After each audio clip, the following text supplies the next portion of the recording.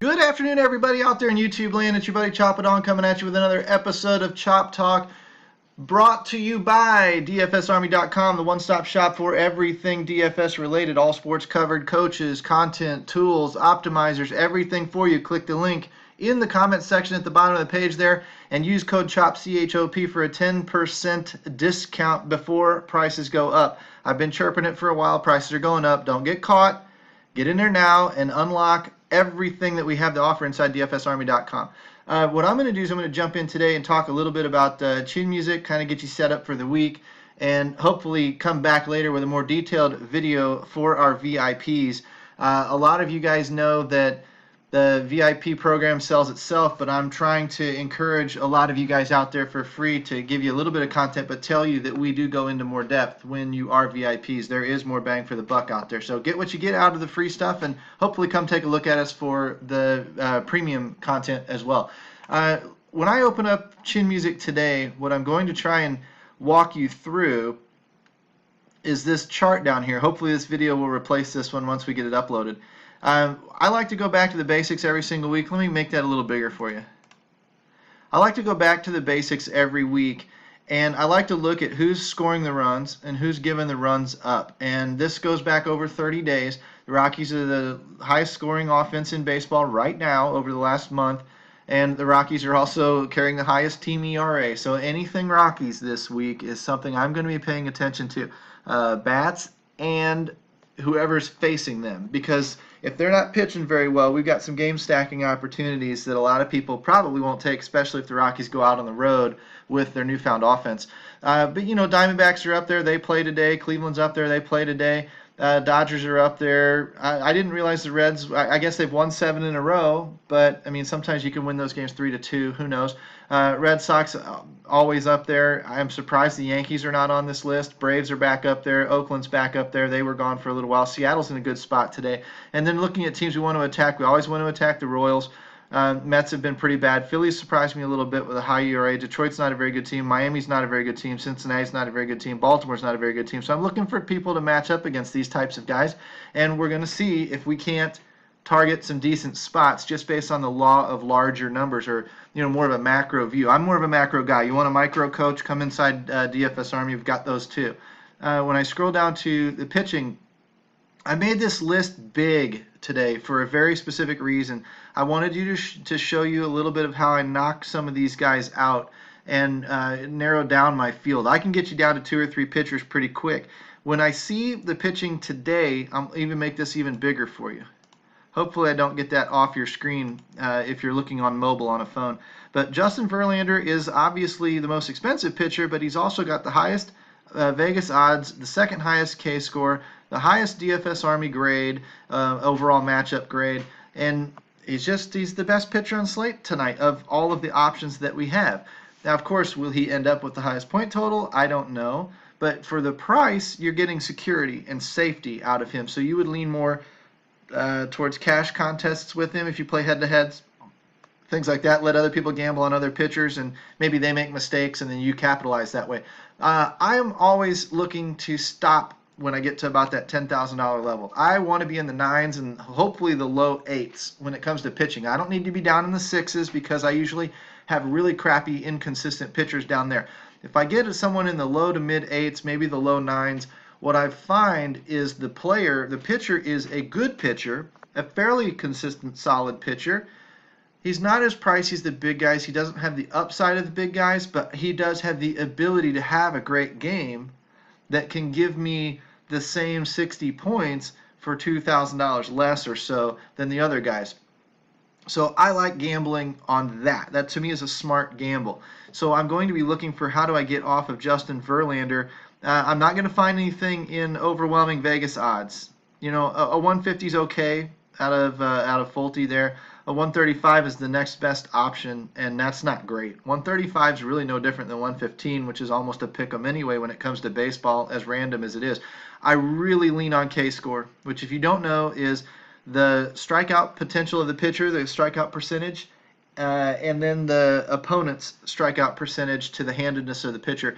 So, you know, if Maeda strikes out 25% of his batters faced, and the team he's facing strikes out 20% of the time against, Maeda's handedness, then you got the 25% plus the 20% added up, 45%.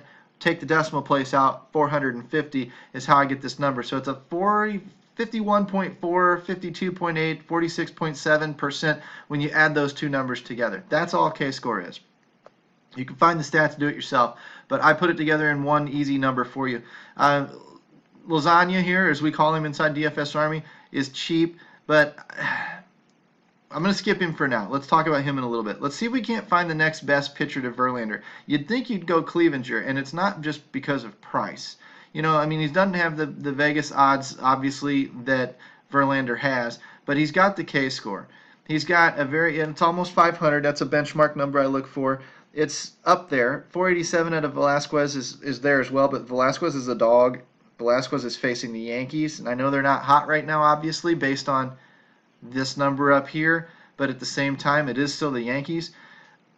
8,100's okay, but if I was looking at 8,100, I'd find other pitchers, which we'll get down to in a minute. So, Clevinger, 92 grade versus 62 grade, I can really work with him and save $2,000 off of Verlander. I might go there, but yet the Vegas odds, I'm not as big a fan. So, I would like to see more dominance, more support from Vegas. So, 9,800, what else is left? 9,100, Snell, lower K-score. No, can't do it. He might have a great night, I don't know, but these numbers are telling me that he's not as safe or not as, doesn't have the same potential that Clevinger has tonight. If I looked a little bit lower than that, let's see, 8,700, Fulton Newitz, there we go. Minus 150 is a better Vegas number. The 444, though, suffers. So we're not looking at a 487 anymore, we're looking at a 444. Now, where was it? I had to take somebody out that was on the day slate, but they had a 445 K-score. A 445 to a 444 isn't going to make me bat an eye. 450 to 465 isn't going to make me bat an eye, so I don't really concern myself with 10 to 20 points in there. But when we're going a full 40 points from a 444 to a 487, okay, that's enough. That's big enough that to me that's a little bit worse. Fulton Newitz does not have the potential to have a big game tonight, strikeout-wise, as much as Clevinger does. Now, again, that doesn't mean he can't do it. It just means he's not as likely to test his upside tonight because either Cincinnati isn't striking out as often as St. Louis, or Fulton Newitz is not striking out as many batters as Clevinger does. I don't know what. I didn't remember from those numbers how that K-score composed itself specifically with those pitchers. I'm just looking at the overall number and the overall matchup and saying that the upside is with Clevinger. But we've got an $1,100 price difference. And with that $1,100 price difference, we get a little bit more Vegas support, significant enough Vegas support that I can say Fulton Newitz is in play as well. So Clevinger is in play, Fulton Newitz is in play as pivots off of Verlander. When I look a little bit more, Gio Gonzalez is a dog and a 460, so probably not. I don't need to take him. When I look at, Straley is too cheap. Snell, minus 115 and a 460 again. For the 115 and the 460, I'd probably take the 480 and go back up to Clevinger for the $700. Then when I look at a little bit cheaper again, Maeda. So from Fulte to Maeda is only $400. I don't lose a ton in the Vegas odds, and I gain another 20 some odd points in the K-score. So now the K-score is back up there with Clevinger. So I can start looking at Maeda versus Clevinger, and I see Maeda has more Vegas support, not a real significant, a little, but not a real significant drop in K-score for that bump in security with Vegas, and a $1,500 savings. I can live with this over Clevinger. So now I'm down to probably Fulte and Maeda. Maeda might be my number 2 because when I look at Fulte, Fulte's got a little more in Vegas, but a good bit less in K-score. So again, and he's cheaper. I can probably take the higher K-score and the $400. So I probably would go Verlander, Maeda, Fulte, Clevinger as my rankings, 1, 2, 3, 4. Maybe Clevinger, Fulte, 1, 2, 3, 4. Who knows? And then the long shot is 6,400 is Lasagna here at a minus 125, a 528 K-score on a small sample size. He's only made a couple of starts. And the DFSA grade's junk on this one because I don't know what it sees. Um, he's not somebody I'm necessarily going to stack against. I wouldn't mind stacking against him and hoping he blows up, but he's got a lot of strikeout potential. So if he's on his stuff and can control his pitch count today, he's probably in a pretty good spot. But that's how I break these lists down. That's why I provide them to you guys. You may start to gain some experience with this and not lean as much on K-score as I do and lean more on Vegas odds, and that would maybe switch your rankings out from Verlander to Clevenger next, or Fulte next, Verlander to Fulte to Clevenger to Maeda, and Maeda may be your fourth guy. I don't know, but he's my second guy. Verlander to me is the overwhelming safety play on the slate. The other guys are definitely in play if you want to build up your bats.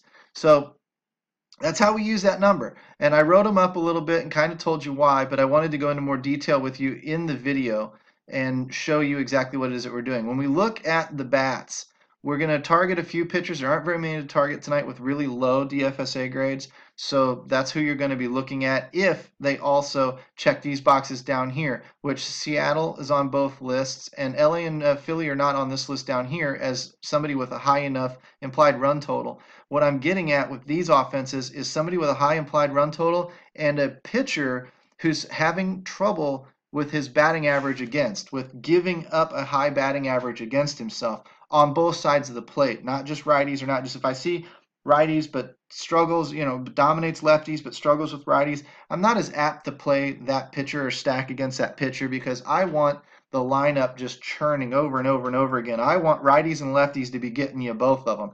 And then I can pretty much take the handedness kind of stuff out of play and just go with the hot bats inside that offense. And when I find that, I come down to these offenses today, and these are the hot bats within those offenses.